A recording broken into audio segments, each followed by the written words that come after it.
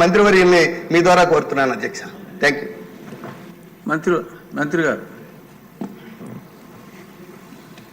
అధ్యక్ష, ఇప్పటికీ ఇష్యూ పైన వంశకృష్ణ గారు, గంటా శ్రీనివాస్ గారు, విష్ణు కుమార్ రాజు గారు, ఈశ్వరరావు గారు మారటం జరిగింది. అధ్యక్ష, రాష్ట్ర విభజన తర్వాత 2014లో చంద్రబాబు నాయుడు గారి నాయకత్వంలో ఒకే రాష్ట్రం ఒకే రాజధాని, కానీ అభివృద్ధి వికేంద్రీకరణ జరగాలి, రాజధాని ప్రకటించేటప్పుడు చాలా స్పష్టంగా ఐటీ మొత్తం విశాఖపట్నం తీసుకొస్తామని ఆనాడు ఆయన చెప్తాం జరిగింది.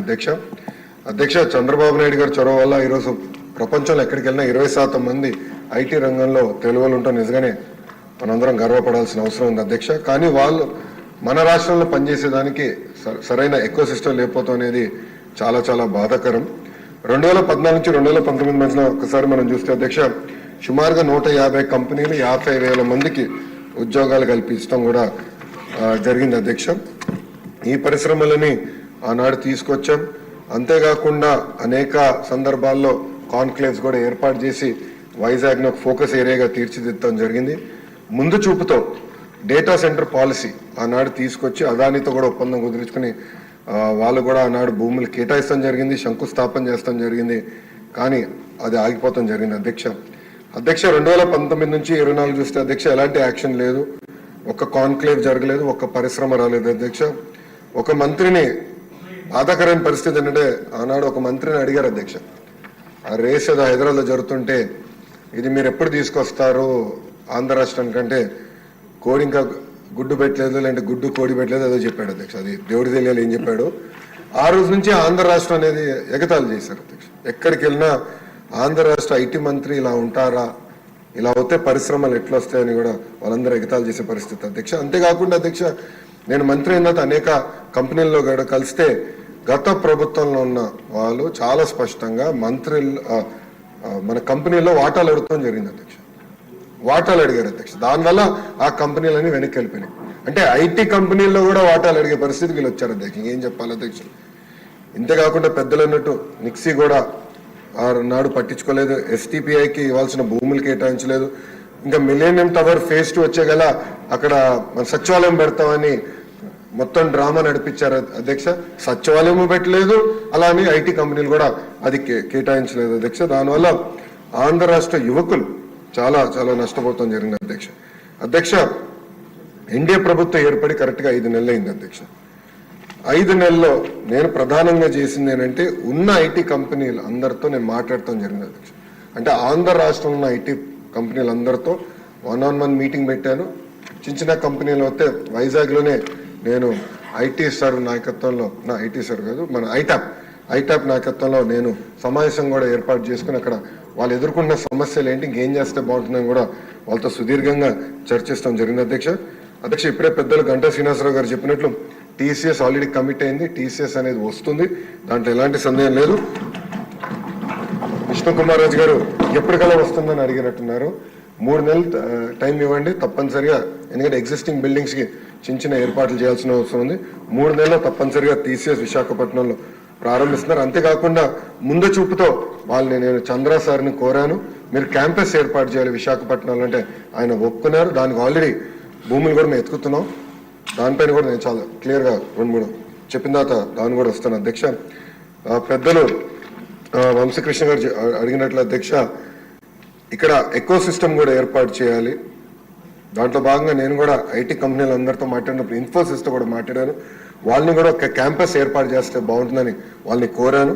వాళ్ళు కూడా ఆల్రెడీ భూములు ఎత్తుకుతాం జరుగుతుంది అధ్యక్ష. ఏదో ఒక బిల్డింగ్ 500-600 కాదు, క్యాంపస్ అనేది అవసరం ఉంది. దానికి వాళ్ళకి భూములు కూడా ఇప్పుడు ఎత్తుకుతాం జరిగింది, మొదలుపెట్టాం అధ్యక్ష. నేను అనుకుంటా మాక్సిమం ఒక 6 monthsలో కొబ్బరికాయ కొట్టచ్చు నేను ఆశిస్తున్నాను. దానికి నేను చాలా కష్టపడుతున్నా. మీరు 20,000 ఉద్యోగాలు అడిగారు అధ్యక్ష. 5 సంవత్సరాలు 20,000 ఉద్యోగాలు నా టార్గెట్ కానే కాదు. పెద్దలు అన్నట్టు 5 లక్షల ఉద్యోగాలు ఒక ఐటీ రంగంలో ఆంధ్ర రాష్ట్రంలో క్రియేట్ చేయాలనేది టార్గెట్గా నేను పనిచేస్తున్నాను అధ్యక్ష. మనం యూఎస్ కూడా వెళ్ళాను, అనేక డేటా సెంటర్ సంస్థలతో కూడా నేను కలుస్తాను జరిగింది అధ్యక్ష. ఒకసారి చూస్తే 2019 నుంచి 24 వరకు గత ప్రభుత్వం దీనిపైన ఎలాంటి ఫోకస్ పెట్టక డేటా సెంటర్ ఎకో సిస్టమ్ అటుపక్క విశాఖపట్నంలో, క్షమించాలి, అటుపక్క ముంబైలో, ఇంకో పక్కన తమిళనాడులో, అదేవిధంగా తెలంగాణలో వస్తాం జరిగింది అధ్యక్ష. అదే కానీ మనం కానీ ఆనాడు తీసుకొచ్చిన పాలసీ ముందలు తీసుకెళ్ళుంటే Visakhapatnam data center capital of the world అయ్యేది అధ్యక్ష మనం చూస్తే డేటా సెంటర్స్ లో ప్రపంచవ్యాప్తంగా ప్రతి సంవత్సరం $300 బిలియన్ $300 బిలియన్ ఖర్చు పెట్టిపోతున్నారు అధ్యక్ష ప్రతి సంవత్సరం. నా లక్ష్యం $100 బిలియన్ భారతదేశానికి రావాలి, దాంట్లో ఎక్కువ శాతం ఆంధ్ర రాష్ట్రానికి రావాలనేది నా లక్ష్యం అధ్యక్ష. దాంట్లో నేను అందరినీ కలిసాను అధ్యక్ష. అంటే కొన్ని కంపెనీ పేర్లు నేను వెల్లడించలేను, ఎందుకంటే ఎన్డీఏ నేను వాళ్ళతో సైన్ చేశాను కనుక. వాళ్ళతో చర్చించినప్పుడు 2-3 రిక్వెస్ట్లు ఉన్నాయి, ఎస్పెషల్లీ డేటా సెక్యూరిటీ, అదేవిధంగా టాక్సేషన్, డేటా ఎంబసీస్ విషయంలో. విష్ణు కుమార్ రాజు గారు బీజేపీ నుంచి కూడా ఉన్నారు కనుక ఇక్కడ నేను ఆల్రెడీ ఢిల్లీలో ఉన్న పెద్దలతో నేను చర్చిస్తున్నాను సార్. అది పాలసీ ఒక ఫ్రేమ్వర్క్ అనేది ఏర్పాటు చేయాల్సిన అవసరం ఉంది. తద్వారా పెద్ద ఎత్తున పెట్టుబడులు కేవలం ఆంధ్ర రాష్ట్రంగా భారతదేశానికి వచ్చడానికి అవకాశం ఉంది. అది ఆల్రెడీ మేము చర్చలో ఉన్నాం అధ్యక్ష. వంశకృష్ణ గారు అడిగినట్టు ఒక సోషల్ ఎకో సిస్టమ్ అనేది చాలా చాలా అవసరం అధ్యక్ష. దాంట్లో ఎయిర్పోర్ట్ ఒక భాగం. భోగాపురం ఎయిర్పోర్ట్ విషయంలో చంద్రబాబు నాయుడు గారు ఇప్పటికీ చాలా స్పీడ్గా పనులన్నీ పరిగెత్తిస్తున్నారు అధ్యక్ష. అంతేకాకుండా భారతదేశంలోనే అతి పెద్ద కన్వెన్షన్ సెంటర్ కూడా ఏర్పాటు చేసే దిశగా మన ప్రభుత్వం పనిచేస్తున్న అధ్యక్ష. అది విశాఖపట్నానికి వస్తుంది అధ్యక్ష. అంతేకాకుండా ఎయిర్పోర్ట్స్ క్షమించాలి హోటల్స్ కూడా అధ్యక్ష. అది నా డిపార్ట్మెంట్ కాకపోయినా దుర్గేష్ గారు డిపార్ట్మెంట్ అది, కానీ అది ఎకనామిక్ డెవలప్మెంట్ బోర్డు కింద ఈ ఎకో సిస్టమ్ ఏర్పాటు చేయాలంటే పెద్ద ఎత్తున హోటల్స్ రావాలి విశాఖపట్నానికి. వేలాది హోటల్స్ రావాలి అధ్యక్ష, 10 కాదు వేలాది హోటల్స్ వస్తేనే ఆ ఎకో సిస్టమ్ ఏర్పడుతుంది. దానికి నిన్నే పాలసీ కూడా టూరిజం పాలసీ కింద టూరిజాన్ని ఇండస్ట్రీగా గుర్తించే విధంగా చంద్రబాబు నాయుడు గారి నాయకత్వంలో నిన్న కేబినెట్ కూడా ఆమోదం తెలిపింది అధ్యక్ష. దాంట్లో భాగంగా హోటల్స్ కూడా పెద్ద ఎత్తున విశాఖపట్నానికి తీసుకొస్తాం, కనెక్టివిటీ కూడా ఏర్పాటు చేస్తాం, కన్వెన్షన్ సెంటర్ కూడా తీసుకొస్తాం. ఇది ఒక భాగం. ఇంకొకటి పెద్దలు అన్నట్టు ఐటీలో ఉన్న టాప్ 100 కంపెనీస్, టాప్ 20 కాదు, టాప్ 10 కాదు, టాప్ 100 కంపెనీస్ ఆల్రెడీ నేను ఇనిషియల్ డిస్కషన్ స్టార్ట్ చేస్తాను జరిగింది అధ్యక్ష. నేను అనుకుంటాం అది గ్యారంటీగా జయప్రదం అవుతుంది. వాళ్ళందరినీ విశాఖపట్నం తీసుకొచ్చే బాధ్యత నేను తీసుకుంటాం మొదటిది. రెండోది ప్రపంచంలో ఉన్న ఫార్చ్యూన్ 500 కంపెనీస్ అన్ని జీసీసీస్ అంటే గ్లోబల్ డెలివరీ సెంటర్స్ కూడా వాళ్ళు ఏర్పాటు చేయాలి ఒక లక్ష్యంగా వాళ్ళు కూడా వర్కౌట్ చేస్తున్నారు. దాని కొత్త పాలసీ తీసుకురావాల్సిన అవసరం ఉంది అధ్యక్ష. అది వచ్చే నెలలో ఆ పాలసీ కూడా మేము తీసుకొస్తాం. ఇంతేకాకుండా రియల్ ఎస్టేట్ డెవలపర్స్తో కూడా నేను ఇప్పటికీ జూమ్ కాల్స్ పెట్టుకున్నాను, 1-on-1 మీటింగ్స్ కూడా పెట్టాను అధ్యక్ష. పెద్ద ఎత్తున రియల్ ఎస్టేట్ డెవలపర్స్ కూడా తీసుకురావాలి అధ్యక్ష. ఎందుకంటే విశాఖపట్నంలో గ్రేడ్ ఏ ఆఫీస్ స్పేస్ అనేది లేదు అధ్యక్ష. ఈ పెద్ద పెద్ద కంపెనీలు వచ్చినప్పుడు గ్రేడ్ ఏ ఆఫీస్ స్పేస్ రావాలి. వాళ్ళకు ఆ కంపెనీలో పనిచేస్తున్న ఉద్యోగస్తులకి మళ్ళీ హౌసింగ్ సోషల్ ఎకో సిస్టమ్ కూడా కావాల్సిన అవసరం ఉంది. వాళ్ళందరితో కూడా నేను చర్చిస్తాం జరుగుతుంది అధ్యక్ష. త్వరలోనే ఆ అనౌన్స్మెంట్స్ కూడా రాబోతున్నాయని మీ ద్వారా సభకి నేను తెలుపుతున్నా అధ్యక్ష. అంతేకాకుండా డేటా సెంటర్ పాలసీ కూడా దానిపైన ఒక స్టేట్మెంట్ ఉంది అధ్యక్ష. గౌరవ డిప్యూటీ స్పీకర్ గారు టీ బ్రేక్ ఇస్తే టీ బ్రేక్ తర్వాత అది ఉంది, స్టేట్మెంట్ ఉంది. దాంట్లో చాలా డీటెయిల్గా అది కూడా నేను ఎక్స్ప్లెయిన్ చేస్తాను. అంటే పాలసీస్ ఒక పక్కన, అవుట్ రీచ్ ఒక పక్కన, సోషల్ ఎకో సిస్టమ్, ఇదంతా మేము ఒక సమగ్ర యాక్షన్ ప్లాన్ అనేది మేము తయారు చేస్తాం జరిగిన అధ్యక్ష. విష్ణు కుమార్ రాజు గారు, గంటా శ్రీనివాస్ గారు పెండింగ్ ఇన్సెంటివ్స్ గురించి చెప్పారు అధ్యక్ష. నేను బడ్జెట్ కోసం నేను వెయిట్ చేస్తా ఉన్నాను. బడ్జెట్లో 500 కోట్ల రూపాయలు పెండింగ్ ఇన్సెంటివ్స్ క్లియర్ చేసేదానికే ఐటీ ఎలక్ట్రానిక్స్కి కేశవ్ గారు కూడా కేటాయిస్తాం జరిగింది.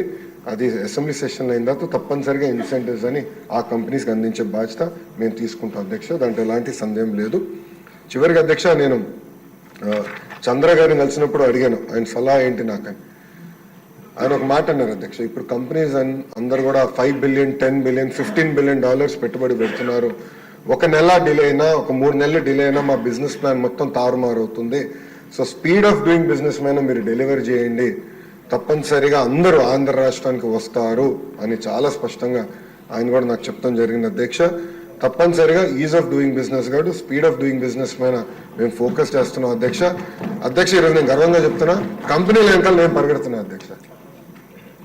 ఒక డేటా సెంటర్ కంపెనీ వాళ్ళు వచ్చారు, మన స్పీడ్ చూసి ఇంకా పెద్ద ప్లాన్ తీసుకొస్తానంటే నేను ఫోన్ చేసి ఇంకా మీరు ఎందుకు రావట్లేదని ప్రతి వారం నేను ఫాలోఅప్ చేస్తున్నాను అధ్యక్ష. మొన్న కూడా మీరు చూసారు, రిలయన్స్ అనౌన్స్ చేసింది మన గ్రీన్ బయో ఫ్యూల్స్ కి.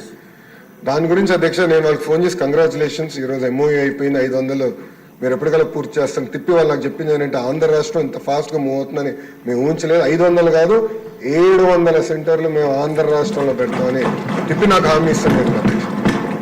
సో భారతదేశం మొత్తం ఈరోజు ఆంధ్ర రాష్ట్ర వైపు చూస్తుంది, ప్రపంచం మొత్తం ఆంధ్ర రాష్ట్ర వైపు చూస్తుంది. తప్పనిసరిగా స్పీడ్ ఆఫ్ డూయింగ్ బిజినెస్ ద్వారా మనం డెలివర్ చేస్తాం అధ్యక్ష. ఇక్కడున్న శాసనసభ్యుల్ని కోరుతున్నాను, మీ తరపున ప్రపంచంలో ఉన్న తెలుగులందరూ కూడా కోరుతున్నారు అధ్యక్ష. వాళ్ళందరూ ఈరోజు ఉన్నత స్థాయిలో ఉన్నారు, వాళ్ళ కంపెనీలో నంబర్ 1 కాకపోతే నంబర్ 2 పొజిషన్లో అనేక మంది తెలుగు వాళ్ళు ఉన్నారు. మా తలుపులు మీకోసం ఎప్పుడు తెరిచి ఉంటాయి. మీకు అక్కడ లింక్స్ ఉన్నా, కాంటాక్ట్స్ ఉన్నా మాకు తెలియజేయండి. వాళ్ళు ఆ కంపెనీస్కి భారతదేశంలో పెట్టుబడి పెట్టాలని ఇంట్రెస్ట్ ఉంటే మాకు తెలియజేయండి. తప్పనిసరిగా అవసరమైతే ఆ ఒక్క కంపెనీ కలిసేదానికి నేను ఎక్కడికైనా వస్తాను. ఇక్కడున్న శాసనసభ్యులు కూడా చాలా మంది ఎన్ఆర్ఐస్గా ఉన్న వాళ్ళు గతంలో కూడా ఇప్పుడు శాసనసభ్యులుగా వచ్చారు. అనేక మందికి కాంటాక్ట్స్ కూడా ఉన్నాయి అధ్యక్ష. వాళ్ళు కూడా నేను కోరేది, మీరు మీ రోలడెక్స్ నాకు ఇవ్వండి, కాంటాక్ట్స్ నాకు ఇవ్వండి. వాళ్ళందరూ నేను ప్రోయాక్టివ్గా అవుట్రీచ్ చేస్తాను. కలిసికట్టుగా, ఇది కేవలం ఒక లోకేష్ వల్లనే అవుదండి, కలిసికట్టుగా మనందరం పనిచేస్తాం. 164 మంది ఒక ఎన్డీఏ కూటమికి చెందిన శాసనసభ్యులందరూ ఈ సభలో ఉన్నారు. మనందరం కలిసికట్టుగా పనిచేస్తే 5 లక్షల ఉద్యోగాలు అనేది కల్పించగలుగుతాం. 5 లక్షల ఉద్యోగాలు కానీ మనం ఒక్కసారి సాధిస్తే ఇంకా విశాఖపట్నాన్ని ఎవరు ఆపలేరు, ఏ ప్రభుత్వం వచ్చినా ఆపలేదు. ఈరోజు హైదరాబాద్ ఎట్లయితే క్రిటికల్ మాస్ వచ్చిందో అలా విశాఖపట్నం క్రిటికల్ మాస్ వస్తుంది. అందుకే కలిసికట్టుగా పనిచేద్దాం.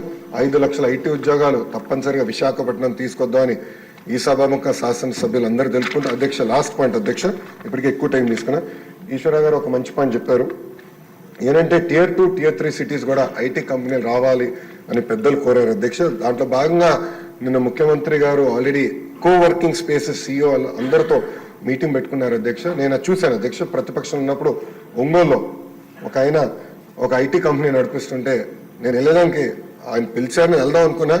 పొద్దునకి మళ్ళీ ఆ ప్రభుత్వం నుంచి ఫోన్లు వచ్చి లొకేషన్ తీసుకొచ్చి ఇది కట్టేస్తా అంటే పాపం మళ్ళీ ఆయన వచ్చి క్షమించండి, మీరు వస్తే మాకు ఇబ్బంది అని చెప్పే పరిస్థితి అధ్యక్ష. బట్ ఆ కంపెనీ ఎలా చేశారో మేము అంతా చూసాము. సో Tier 2, Tier 3లో కూడా ఒక సెంటర్స్ ఏర్పాటు చేస్తే బాగుంటుంది అనేది ఇప్పటికీ గౌరవ ముఖ్యమంత్రి గారు చెప్పారు.